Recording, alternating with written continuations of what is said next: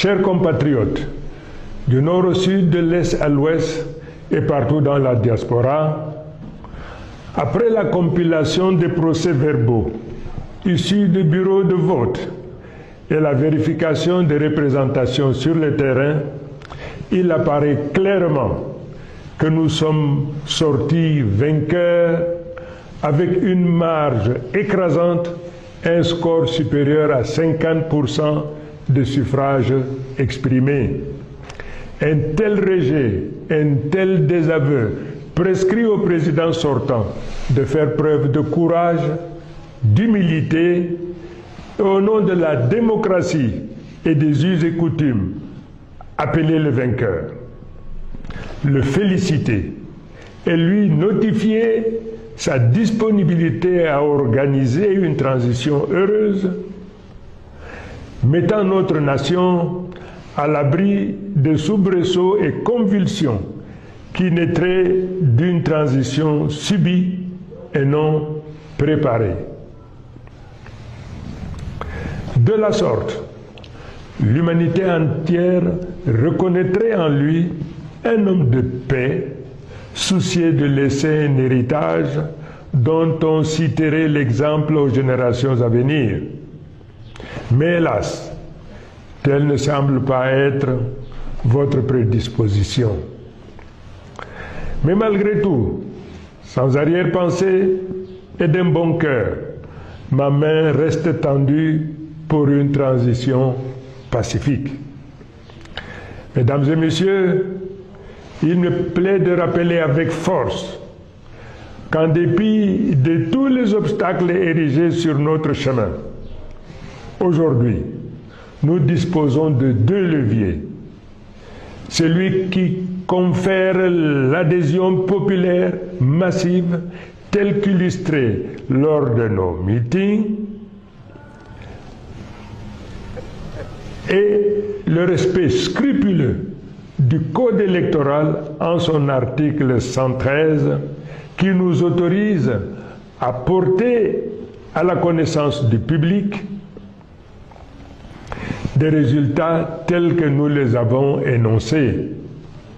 Incontestablement, ces deux leviers font de moi le président de la République légal et légitime.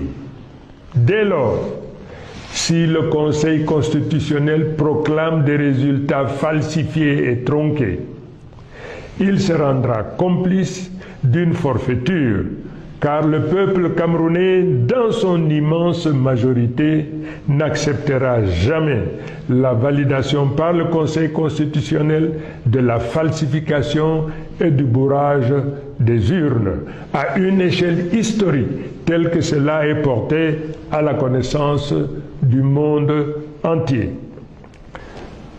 Le peuple ne se laissera pas faire. Le peuple est déterminé à se battre face à un régime autiste, à la souffrance et aux difficultés du peuple, confronté à un désarroi d'un lendemain incertain. Ce peuple, qui se trouve le dos au mur, n'aura pas de choix que de prendre en main son destin et d'aller chercher cette victoire partout où elle se trouve. Nous avons pris à témoin la communauté internationale. Nous avons pris à témoin les pays voisins. Mais de manière subliminale, tous nous répondent que personne ne viendra faire notre travail à notre place. À chacun d'entre nous donc d'aller au tréfonds de son âme pour libérer les forces d'audace, de courage, de mission. Car comme dit l'adage, il n'y a point de dignité pour celui qui attend tout de l'autre. D'autres peuples qui se sont retrouvés dans une situation comparable ou analogue à la nôtre ont résolument pris leur destin en main et ont fait ce qui devait être fait. Le Cameroun est une grande nation. Le peuple camerounais est très grand, un très grand peuple. et de par le monde. Le peuple doit se préparer à montrer au monde que ce qui nous est arrivé ou nous arrive n'est pas une fatalité et qu'ensemble, nous nous préparons à relever ces défis. À nos compatriotes du Nord, du Sud, de l'Est et de l'Ouest, partout où vous vous trouvez dans le monde, ayant présent à l'esprit la nécessité de protéger et de promouvoir notre nation, comme un seul homme, nous allons nous lever pour marcher, pour protester la main, dans l'amitié, la fraternité et nécessairement dans la durée. Nous viendrons à bout de cette oligarchie prédatrice qui confisque nos libertés, nous réduit à la pauvreté, à la mendicité. Mesdames et messieurs, chers compatriotes, ce régime a fait de la peur et de la menace les instruments de domination et de confiscation de nos libertés. Et grâce à Dieu,